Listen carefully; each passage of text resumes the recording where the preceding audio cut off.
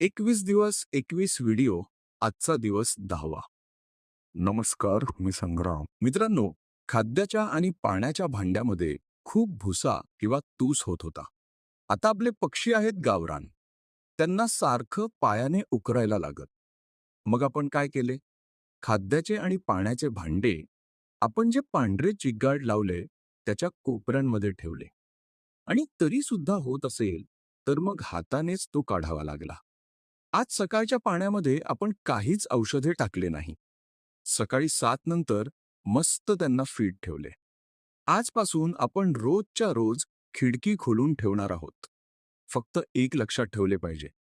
9 वाजेनंतर उघडणे आणि 5 वाजेनंतर बंद करून ठेवणे. कारण कालच्या व्हिडिओमध्ये सांगितले. आणि असा आजचा दिवस संपला. कमेंट नक्की करा आणि नमस्कार पोल्ट्री फार्मला फॉलो करा. धन्यवाद.